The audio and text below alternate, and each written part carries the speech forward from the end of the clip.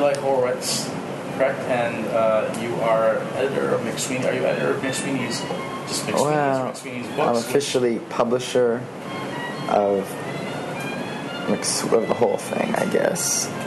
I'm still figuring out what that means, but so... Well, because there's so many arms from where right. Dave Eggers started it, you know. So I do a lot of editing and design for the books and for the quarterly, and then for the Believer, our monthly magazine, I just do a little bit of businessy stuff and kind of make passive-aggressive comments about editorial things. And then Walfen, I make even more passive-aggressive comments about the whole operation. And then how did you first get hooked up with McSweeney's as a group, more than just having them as your publisher? I guess I sent some stories in to the quarterly, and they were rejected. And then I sent in more stories, and they were rejected. And I sent in more stories, and they were rejected. And then finally, I sent in some stories, and one was taken. And then I guess Dave Eggers wrote me a note himself, and just I guess he just does that, which is to me really fantastic. And he just said, I really like these little shorts that you do. And so I emailed back and said, well, I do have a manuscript. And he was like, send it over. So that's how and actually the McSweeney's had already rejected that manuscript. And so I called my agent and said, what do I do? And she said, well, change the title and just mix the stories up. So that's what I did.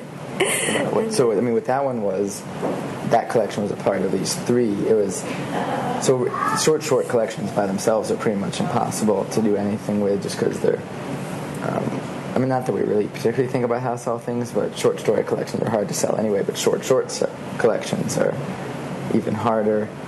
There's these wispy little things, and so for that one we took a Deb's collection and a collection by a woman, Sarah Manguzo, and a collection by Dave Eggers, all three of them doing shorts, and put these three little books in one slip case, and sold it as a unit.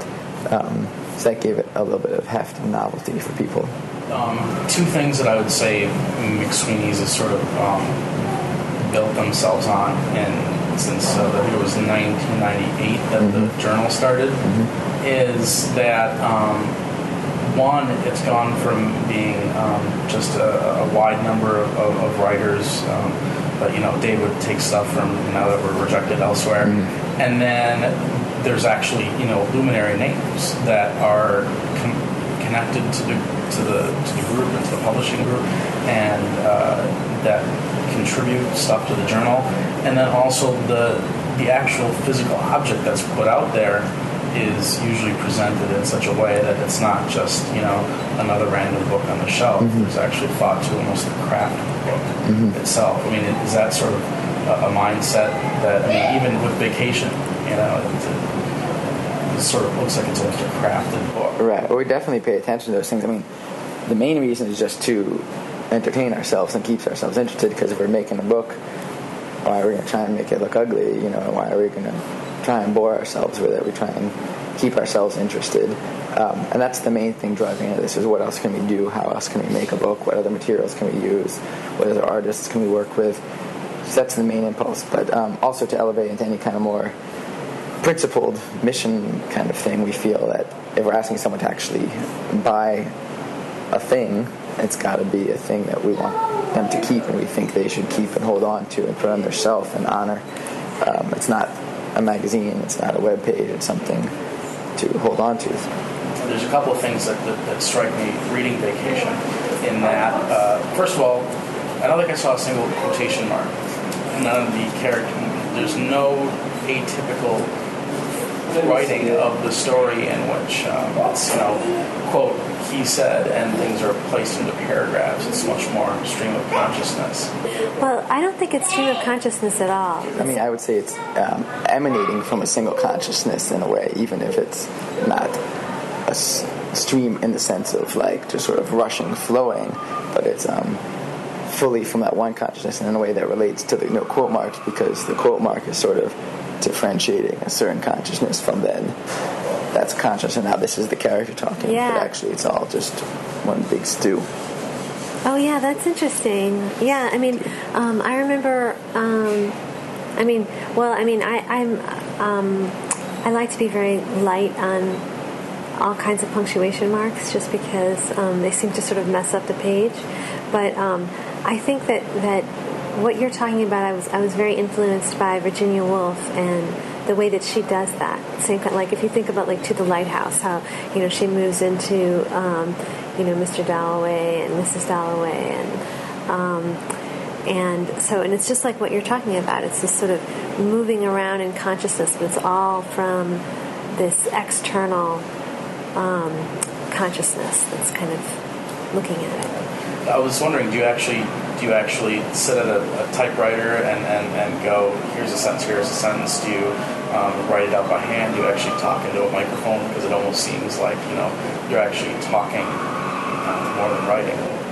Oh, I hand write everything, and then I type it in and print it out, and then I hand write all over it revisions, and then I type in those changes, and then I print it out again.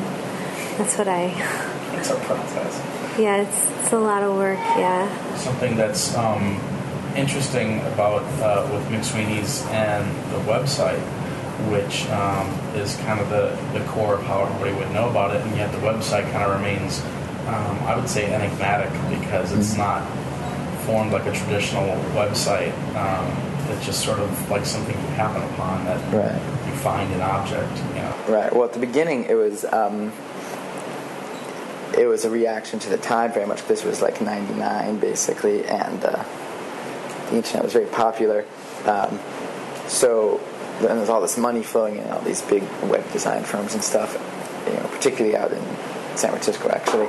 And so there were these really ornate, really complicated sort of flash-based websites. It's probably more involved than you want, but most people still just had these dial-up modems and things like that, and so you just go to some page that the company had spent $2 million making, and it would take you 10 minutes just for the page to load up. And so the goal of McSweeney's initially, a big part of the design was just to load as fast, as quickly as possible. And just sort of stayed that way 10 years. Yeah, and then also to not have to have a staff of people coming up with it. But then it just became our look, and it still works for us,